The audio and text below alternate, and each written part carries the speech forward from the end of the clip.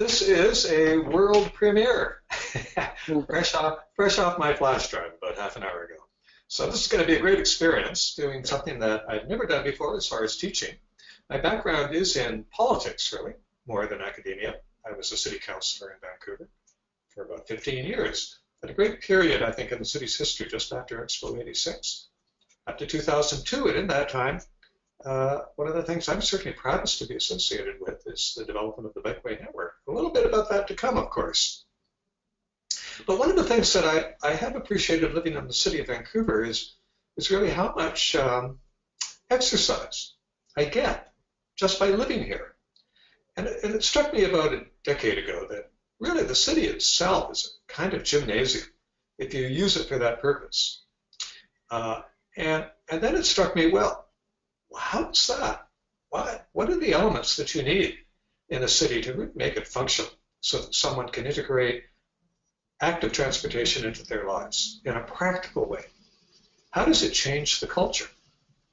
What do you need as a kind of precondition in order to get some of the benefits that come from a population that is healthier because simply it moves more?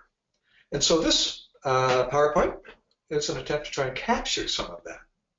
But I do have a request for all of you people out there.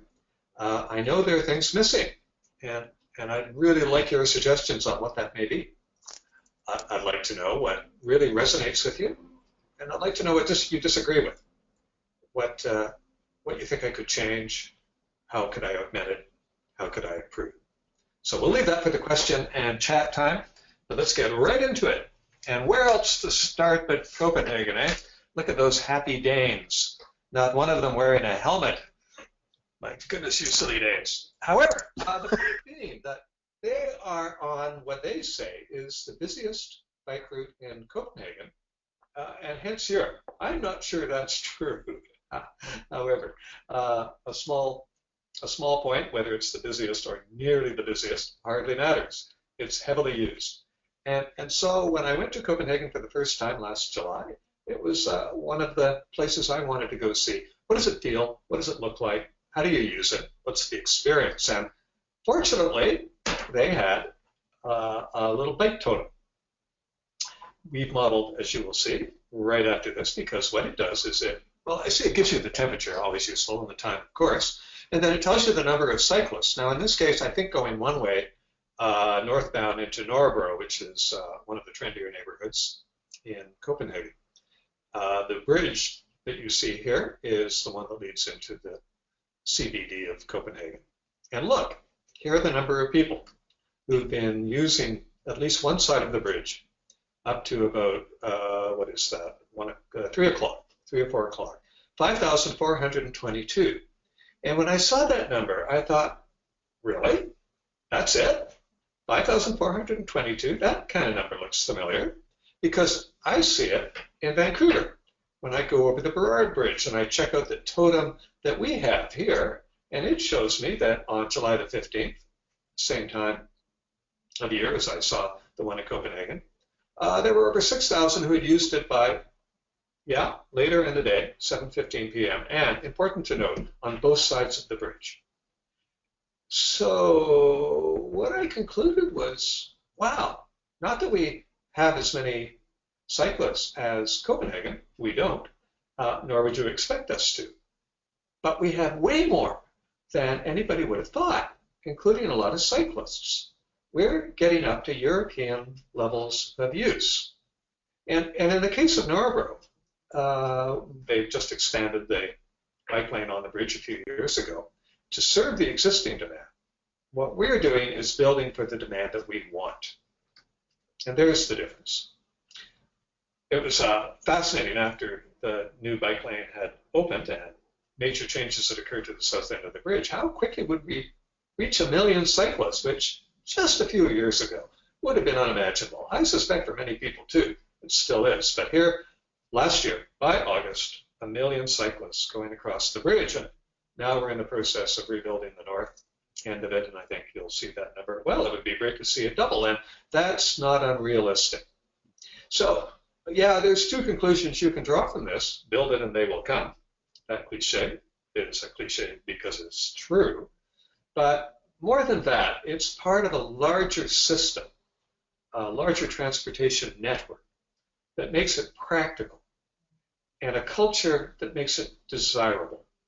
And I think those two things are as important as the infrastructure that you build, but they're mutual.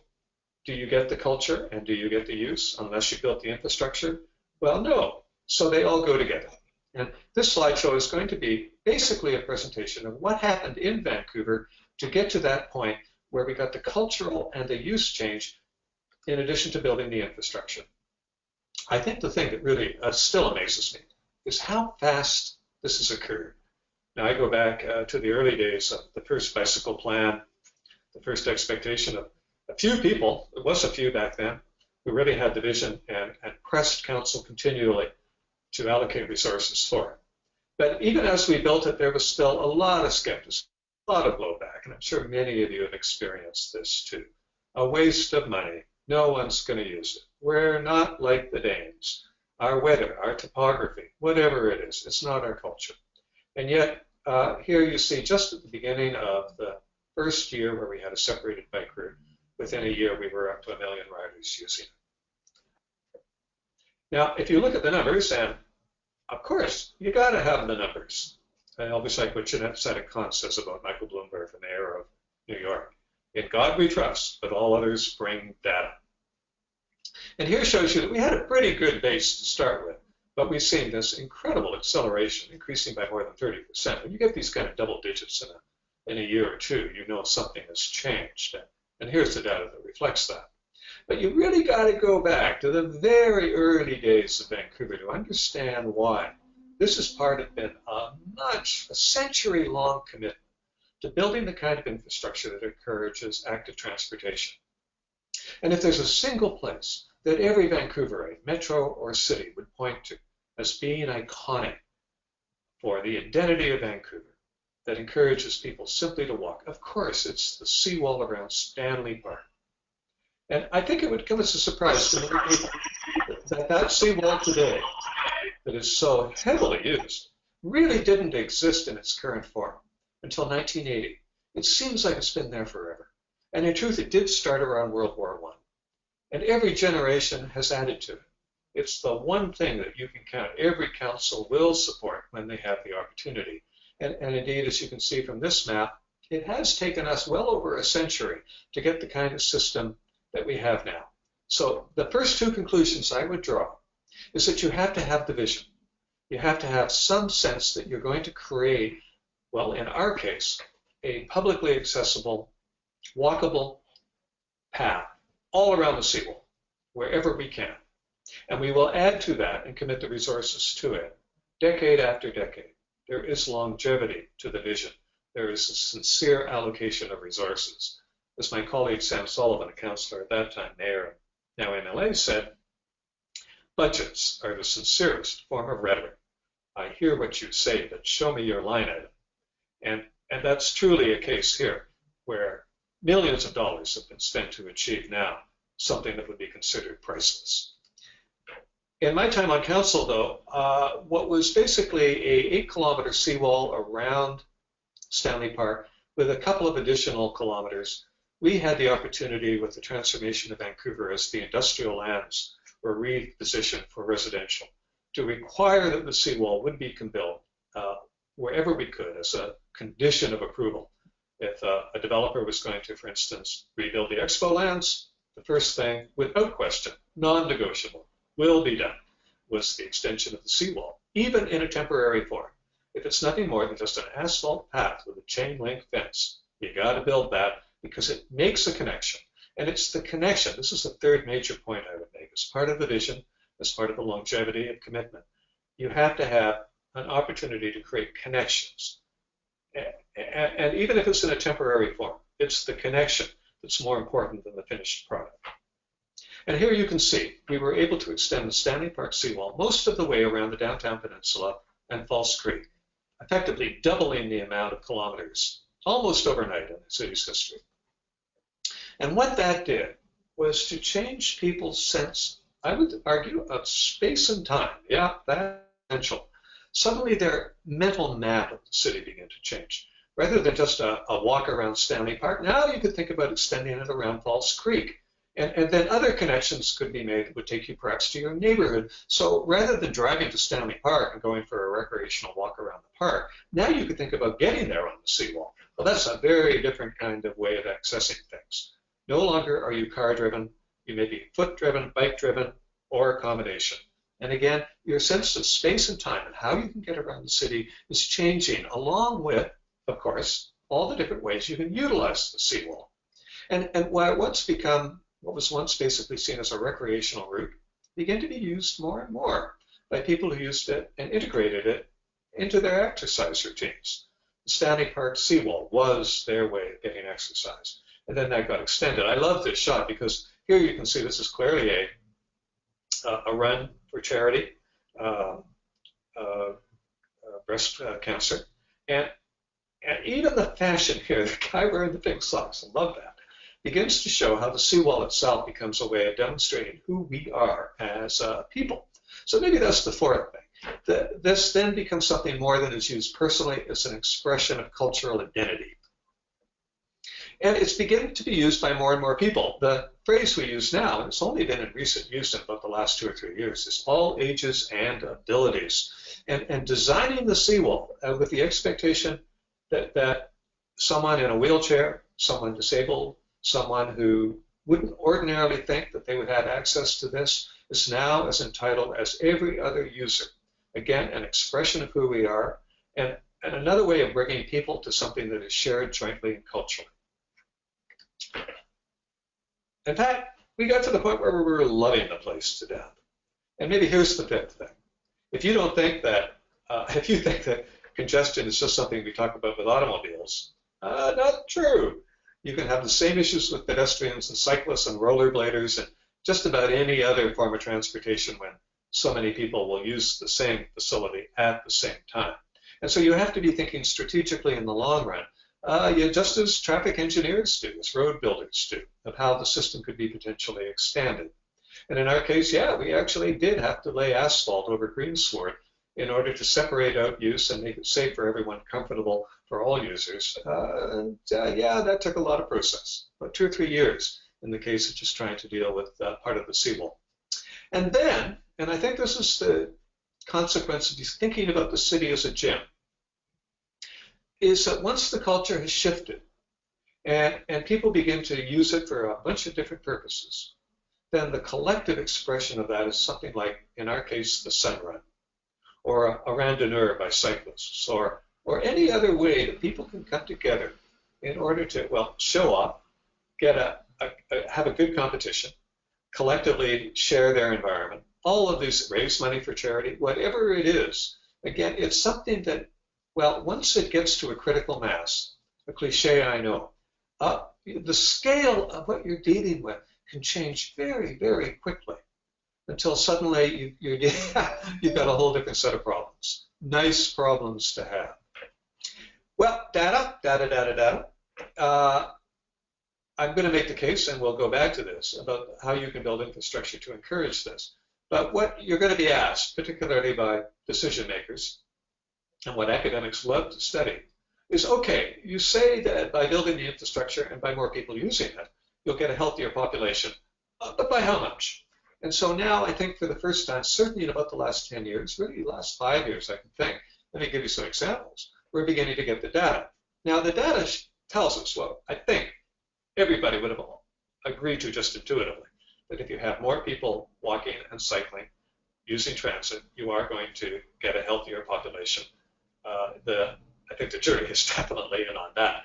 That 30 minutes of exercise, that even a modest exercise, so long as you do it daily, is going to make a difference almost immediately to your health. But data. And so it's coming. And it's being popularized. I think that's key as well. The academics can produce papers like this, and then it has to be translated. And in particular, it has to have a political translation. If you're going to be asking for more resources in order to get more people exercising, more people using active transportation infrastructure, then you've got to be able to at least demonstrate that there's likely to be a consequence to this in a measurable way. And measuring, of course, is absolutely essential in order to just prove that the resources that you spent have gone to good purpose. Well, this slide deck will become available, so I'm not going to read all of the data here. And there are lots of papers that you can link to that will give you basically the same information. A modest increase in physical activity will have a measurable consequence to people's health, and that can be measured both individually and collectively. And then you can begin to do it as Walk Score has by tying it into other measurements. I think that's key as well. How much infrastructure, how much walkability do you need? What is the level of transportation networks that you have to create? And I think we're going to be able to get a lot more data as more and more cities build this. And I would, if you're in a position to do so, heartily encourage that as you're planning any kind of infrastructure that you also include in that the ability to measure the consequences, which means if you can get in there before the change actually occurs, determine the base condition, and then be able to measure the consequences, that's going to be very useful stuff. Larry Frank here in Vancouver at UBC has been able to do some of this, and we're beginning to get some really interesting measures of this, partly because, yes, it confirms what we thought was happening, but more importantly, we can see where some things actually don't have the consequences that we expected. And that, too, is as important as the measurements that we have. Here's an example of what we were able to do with a piece of infrastructure that was part of the city greenway network that we're building. The Comox-Helmcken Greenway that runs through the West End. We had a chance to, in this case, measure the population, their activity, their attitude, before the greenway was built and afterwards, and now we've got these results, a 16% increase in the number of days of moderate physical activity. That's a big number. And you can see some of the other numbers there as well. So let's take the greenway as an example of the kind of infrastructure that can be built for a relatively modest amount of money, because you don't have to go in and build something brand new. This is a case of taking a residential street that ran from Stanley Park to downtown Vancouver and making some fairly modest modifications in it in order to achieve what we would call a greenway. Now, this is something both cyclists and pedestrians use. And don't really separate it out. There's a block or two where that occurs. But because it was a fairly quiet residential street with even further traffic calming, it wasn't necessary to have the kind of separation that you would when you were dealing with an arterial system. So for $5 million for this stage of the Comox-Helmcken, the Comox section of it, it'll be completed running down to False Creek in the future. We got some really nice stuff. Now, there was a particular challenge with this greenway because it actually does have a topographical challenge. We'll see that in just a moment. It basically runs across the height of land over the downtown peninsula. So this does make an interesting test case. It's not going to be an easy greenway for a lot of people to use if they go the whole distance. The question, would they use some of it, and what would be the impacts of that? Another key point, what are we up to, number 6 here? Your infrastructure commitments and your strategies have to fit into larger policy frameworks, assuming you have those policy frameworks. In this case, we have a healthy city strategy, a green city action plan, all of this great stuff, which will be meaningless if it sits on the shelf. This is where the power, though, of having a policy that you can match up with the commitments that you're requesting from council for particular pieces of infrastructure. And if you can establish that as a precedent and then basically an ongoing strategy, so that dedicated amounts of money are allocated almost without council even quite realizing it. Don't want to be too disingenuous here, but it's certainly how road builders have been working for a long time. Get the policy in place, get an allocated amount of money, run it out over a capital plan. You hardly have to go back to council to affirm it every year. You've got almost, I would say, and it's in the case of, say, Robert Moses or Baron Haussmann, a perpetual motion money machine. What happened here was that research was done to find out not just how people were using it, but what they really liked about it and what was a necessary precondition in terms of the design. And here are 3 things that have emerged as really significant for active transportation for all ages and abilities. Smooth walkways, a lot of this is kind of stuff. Well, of course, yeah, smooth walkways. But you do have to have an understanding of what it is you're going to budget for all of this. Regularly spaced benches, senior-friendly seating conditions. One of the reasons this was a priority is because the West End has a very high proportion of seniors. So obviously that was a constituency that really had to be served by this. And here's a really nice example. This is very, very sweet. Here you can see a bar that people can sit at and watch people going by. Human beings love watching other human beings. And then some seats, tables, rather like a little restaurant, built out of heavy-duty material, metal, all part of the budget for the greenway, with a sidewalk with enough space, and brilliantly done, I have to say. I think a lot of people were skeptical when they saw this. It seemed like a lot of money, a bit extravagant. Well, I don't have to tell you, people love this stuff, just love it. Again, it's a chance just to stop, talk with friends, meet other people, and watch. Just watch the human condition. A greenway lives up to its name when you actually green it up. But key to this is this idea that you are serving all ages and abilities. And the nice thing about a greenway on any residential street that's been traffic calmed is that you don't have to just use the sidewalk. And once people are liberated, and it is a kind of liberation, their sense again of space really does begin to change. And the attitude of everybody who uses and shares those spaces changes. You don't have people honking.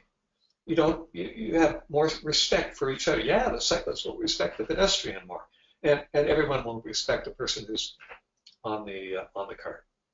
Now, you're going to run into this all the time. Total waste of money. In this case, because yeah, we had to lay some asphalt over what was previously green, but particularly for bike lanes, I'm sure you've all experienced this if you've gone through the kind of process of taking space in the car. There's just this massive skepticism about small amounts of money going for a particular use. I say small amounts of money because if the number is somewhere under 3 figures, it's something that people can actually relate to. They know what $70,000 means. It seems like a lot of money.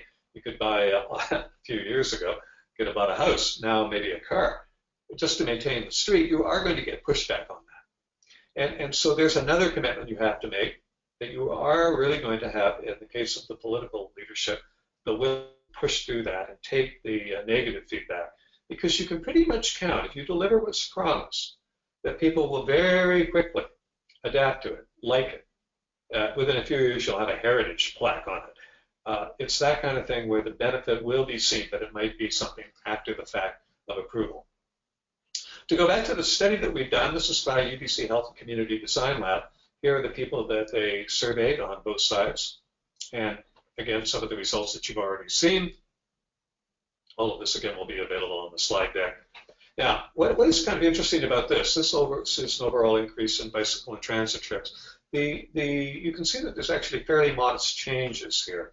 But the important thing to do is to go back in about 3 or 4 or 5 years. In fact, over time, would it be even better, rather like engineers do screenline studies, and just see what those trends are, whether there's any significant changes that occur, and if so, why, that kind of thing.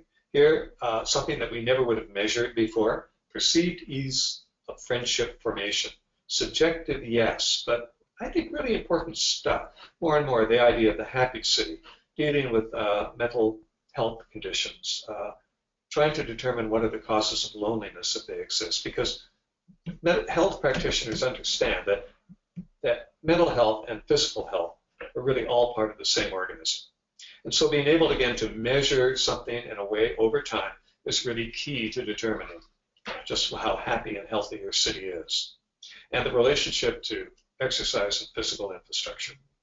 Now to go back to another key point here, the one I was trying to make with the seawall, is that you have to have a long-term vision of how any particular part of the system is going to connect to all the rest, so that people's sense of time and space change, and their ability to think about the city in a way that they wouldn't ordinarily if they were just seeing it as a single place. It's the idea of being able to move across both physical and mental boundaries to begin to see the city as something far more expansive and usable on foot and on bike, through active transportation than you would have, because you are working with a network, a connected network. Real emphasis here on connectivity. So you can see that the green line there, the Comox-Hilton Greenway, connects with the red line, which is now a separated bike route, doesn't quite connect with the seawall. I would take issue here with the park board, not putting in, I think, their end of the commitment. We have a separately elected one here, but close enough so that you can create loops. My experience, and I would argue from a design point of view, don't think just in terms of lines. Think in terms of circles. Think in terms of ovals. Think in terms of any loop you can, because people love loops, just love them. What it means is that you can get onto the loop at anywhere and get back to where you started without having to trace your steps, which an active user, a runner, cyclist, kind of thinks is a bit of wasted time. I've already been there, seen that, done it. What I'd really like is to be able to do a complete loop, get back to where I started, and if it's around 5 to 10K for a cyclist, maybe about 5K for a walker, anywhere in between for a runner. Those are just beautiful distances because that is basically a good workout, matches up with competitive race distances, gives you something to measure, and if you make it easy to measure, all the better. And if those loops move you through the city, then they can be used both for recreation and transportation. But they have to be part of a network. And you have to be able to make up the loops according to your condition, how you feel, how far you want to move, what the weather is, all of the factors that people make when they make choices about how they move and when and how. And so being able to choose a loop that's integrated into other loops, now you're real smoking. That's the way the city really begins to work for recreational users. So having this vision, as we did for the seawall, of having a complete connected walkway all around the park, the same for the downtown peninsula, the same for False Creek, and eventually the same for the city. Loops and spokes. Freeway designers know this. The Great American Interstate Freeway is basically a series of connecting roads between cities. And then when you get to the city, there's a loop around the downtown core. They knew that early in the 20th century. Same basic design principles apply for creating recreational networks. And you can see within that, it's possible to create all different kinds of loops. And then thinking, well, beyond the city, beyond your local jurisdiction, into other people's lines and loops, so that the region as a whole becomes connected. That's really the great vision for any urban region. And many are beginning to achieve this. In fact, in some cases, it's easier to do it out in the ex-urban fringe, where they can design that in from the beginning as urban expansion occurs, than doing it in the center. But ultimately, what you're aiming for, whether it's a transit system, a road network, greenways, bikeways, roadways, whatever it is effectively the same kind of thing. These loops layer over each other to create the truly practical mobile city that gives people a range of choices, transportation choices, that effectively solve the transportation problem at its roots. You don't have to have everybody using the same mode of transportation at the same time on a limited amount of space, whether it be roads or even bikeways. In our region, it's possible to imagine that you can go from the tops of the North Shore Mountains, insert shot of Gross Grind here, and all the way through the region, down to the American border, without ever having to go on an arterial street.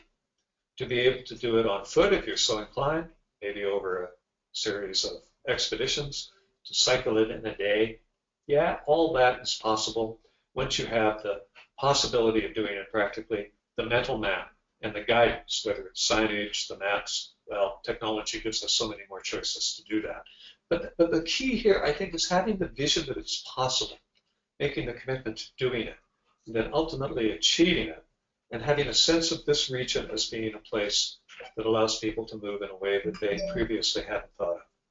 Now, a number of other preconditions that you do need for much of this kind of thing to make the infrastructure justifiable from a resource point of view is, well, basically just what we already know from looking at successful urban places. Yeah, there does have to be sufficient density. Sure, mix and proximity are really key. Good design goes without saying, and even better with saying, and then ultimately transportation choice. You can almost put it in a formula. You don't have to take this too seriously, but it makes the point, really, that these are all interconnected.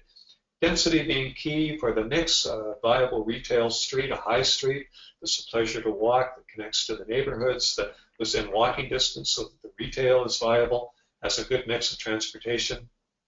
All of these factors go into creating really the city that human beings have been living in pretty much for most of the human experience until we basically went to the idea of designing everything around the car. So choice, what works? Well, an arterial grid. This is a classic 19th century grid augmented in the 1920s. We take it for granted. We wouldn't imagine that you would build a road that suddenly stops like we do some bikeways and say, get off your bike and walk for a while, get out of your car, walk for a while, and then join it up. We don't do that kind of thing. So the grid is probably the first base that you've got to work with if you're in a city that was designed before the automobile as a dominant form. At that point, given suburban designs with cul-de-sacs and connected, limited connections, much harder to do. And many suburbs now are struggling with the problem of how you make the basic connections between cul-de-sac suburb and cul-de-sac suburb. We were fortunate to have both the arterial grid, largely laid out originally for the streetcar network, modified for the trolley network, supplemented with a connecting road system where necessary in the 1920s. Oops. It moved along too quickly there. Let's see if I can go back here. I'm sure I can do that. Can we do that? Yes, we can. Good. And now, ultimately, with a frequent transit network, and I'll leave it to Darren to talk to you more about frequent transit networks. That's part of next generation transportation, an essential part of it. But just to mention that it basically is taking the same principles that we're going to apply to other networks in the system, measuring it to see what the consequences are. And here's a good example of doing measurement to see if the transit itself actually has an impact on health. People tend to walk more to get to the bus and to walk to get to their destination, and that has a measurable effect on their health. And here are the numbers. And there's all good reasons to make a better commitment to providing a frequent transit network that you can see where there could be real benefits from a health point of view. And giving those numbers to the decision makers, and getting, in particular, your public health people to be advocates for creating great urban spaces, great connected networks, and more public transit. Nothing like someone with a doctor and a stethoscope arguing your case for you. Well, yes, the freeway, those are networks too. In Vancouver's case, of course, we didn't build them, seem to have survived okay without them. But I'm not going to be hard and fast on this. I do think there are places where if you can get enough of the traffic off of your arterial streets, you can make a case for that. However, more importantly is that you are able to layer over other networks, and if your freeways prevent you from doing that, then you've got a problem. So here you can see a bikeway network that kind of looks a lot like the trolley network, and that's not at all a coincidence. This, however, if we laid it over one for one, you would see that the trolleys and the buses and the cars are typically about a block off the green lines, where we've used residential streets to provide a connected and integrated bikeway network. And then the greenways, some of them bikeways, but not all, they too function in a network pattern. I've been mentioning again and again, and I'll continue to emphasize this, is that what we're really dealing here is just with this kind of existential sense of space and time. People do tend to underestimate how quickly they can get to someplace on a bicycle. They tend to underestimate maybe sometimes how long it takes to get by foot, but the experience is something that they learn by doing and by experiencing the city and then making the links themselves. And as more and more people do this, that's where I think you can sometimes get these sudden leaps in use. Enough people have it and then share it culturally so that, again, it goes viral, as we say.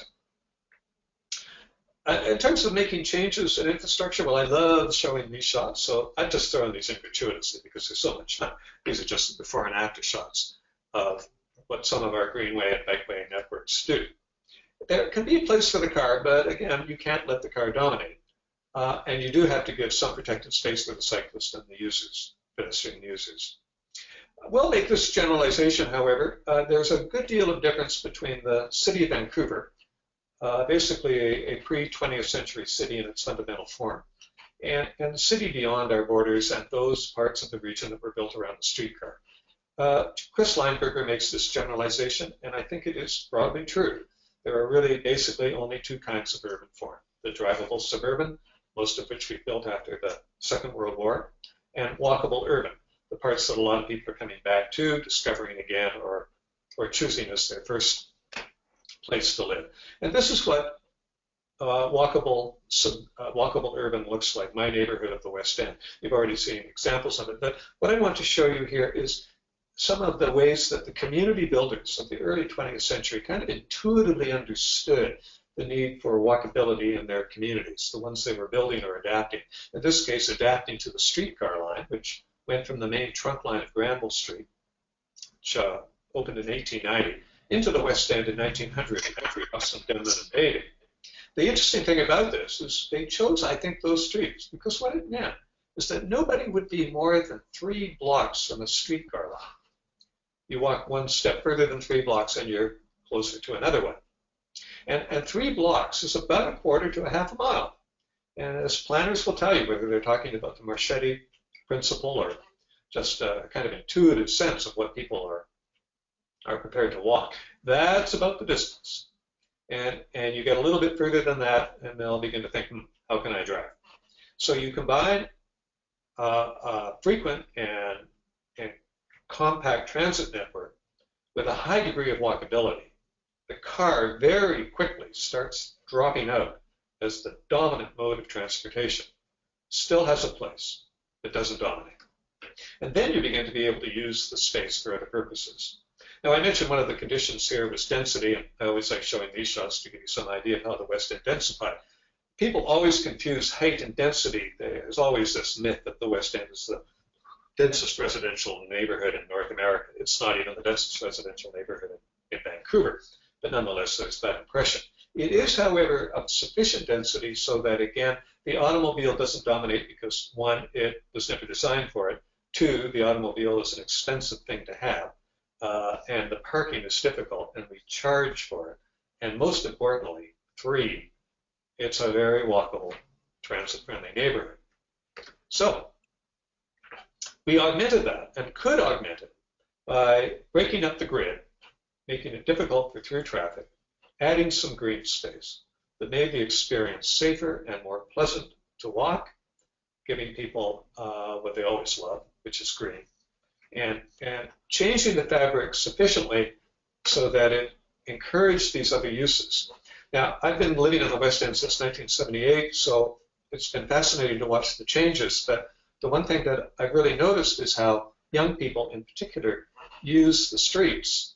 And of course, because they're more active, they want more active ways to do it. The kind of passivity with which we tend to design, particularly for pedestrians, sense of quiet enjoyment, isn't necessarily what teenagers want. They want to be able to express themselves through testosterone and all the ways that young people do, and they have to be accommodated as well. So giving them putting the emphasis on active is key to a good design as well.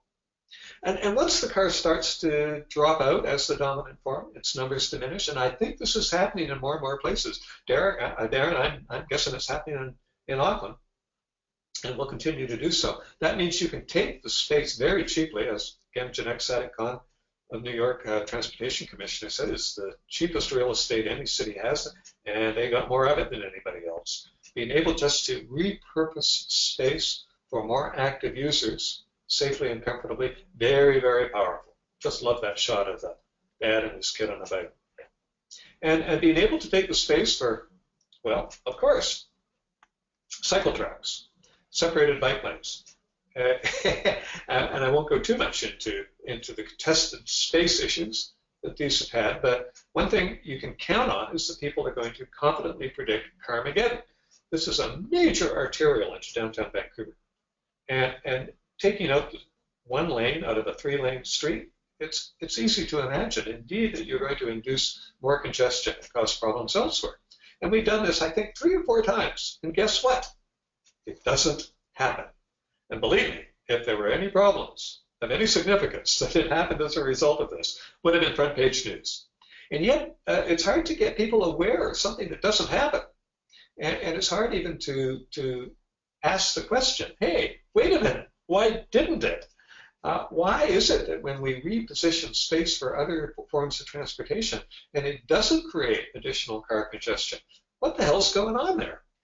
And there are answers to that, which I won't get into, other than to say is that actually people on bicycle not driving drops the percent of users freeing up the traffic sufficiently so that it doesn't have an overly negative effect on those people who really need to be in their cars. And people love this stuff. Makes the street friendlier. Means people tend to walk on these streets more. It means there's more customers for businesses who will complain that you're taking away their parking. Very helpful to do studies beforehand to determine how many people actually do use businesses by driving there, how many get by other modes, and what the results are afterwards. As opposed to this, where you can bet, yep, they do drive, because the city's been designed for that purpose. The streets are designed for that purpose. There's parking, and distances are too far to walk, and cycling is probably too dangerous or perceived to be, and the transit is too infrequent.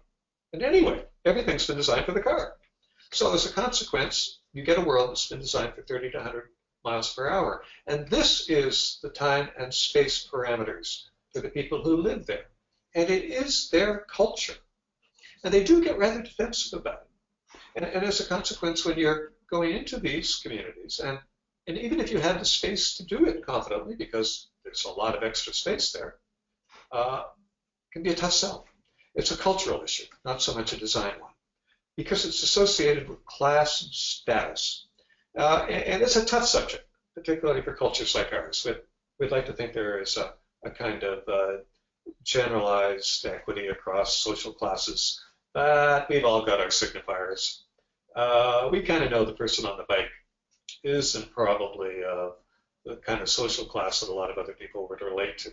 And so if we are talking about trying to design for cyclists, and that's the image that people have in their heads, it's not really a physical problem of design. It's more a one of class and status. And this is, of course, a classic shot used a lot of times, so I have to throw it in. Because if there's something that kind of sums up the car-dependent world and how they relate to fitness, it's having to drive to the gym to get on an exercise bicycle. And really, the city as a gym is the breaking down of that mode, so that the person who's going to the gym can think that getting there comfortably and safely and quickly is integrated into their routine. If they would ordinarily do cardio before they hit the weights, why can't that bike trip to the gym be considered part of their routine? And it may be something that just simply hasn't occurred to them. Or, again, distances may be too long, et cetera, et cetera. So that really is kind of the challenge. Designing physical infrastructure, getting the resources to do it, being in there for the long term, making a connected system, and then providing people with the cues, sometimes a direct education campaign, but really that shouldn't be necessary. Just beginning to shift the culture enough so that the obvious becomes self-evident. Well, a few more things to go through here, other cities in particular. When I fly into a city like Calgary, I look down and I try to imagine where would I want to go for a good workout, even in the winter. Yeah, even in the winter. Calgary is a pretty good cycling city. They actually make commitments to keeping their bikeways clear of snow in the winter, and they're very well used. But what I'm really looking for here is something close to downtown, where I know I can get a workout close in that will give me a bit of a challenge. And what I've discovered in prairie cities, I'm sure this is true elsewhere, is what I want to look for is a change in elevation. And how convenient the river valleys provide exactly that. So you can bet that chances are that there is a staircase that goes from the bottom of the river valley up to the top of the riverbank, which, if they have built, in this case, infrastructure that might have been designed for transportation purposes, maybe for safety or whatever, this is probably going to be a pretty terrific place to do a little bit of a workout. And what I've discovered over time is I'm not alone. These are really popular places. And I wonder whether they were ever designed with the intent for that purpose. Honestly, don't know the answer to that question. They're so well used for recreation and exercise, you almost think that was the original idea. But if not, it certainly is a great idea for today. And they're not alone in Calgary. And Edmonton does basically the same thing. If you're staying downtown, here's a set of stairs, but this one over here is the one I found was really well used. So from a social point of view, chances are it's a really good place to meet other people who share your interests. You want to get out and get a good workout. Yeah, a little bit of convivial communication just might get you a date for the night. Who knows? But it's that kind of thing, again, where people want to be where other people are. There's an element of safety and comfort in it as well. But it has to be connected. And what I noticed, if you look at the parking lot down at the bottom there, yeah, that seems to be how a lot of people got there. Even though there looks to be a bikeway and walkway along the river, my experience was it wasn't particularly well connected. In fact, there is a bridge a little further down that turned out to be a real impediment, even just trying to make my way down there. So it's again, a case of thinking about a completely connected network with a variety of modes. You can see the light rail coming across the bridge there. Is that the way that some people would get to this? Don't know, but why not? And this multimodal use of the city from a recreational and exercise point of view is kind of the key here. And at this point, really, I'm just kind of repeating the obvious. For anyone who uses the city, you just kind of intuitively know this. But it's the kind of thing where sometimes it doesn't help to have a little bit of fun with it in terms of identifying your city.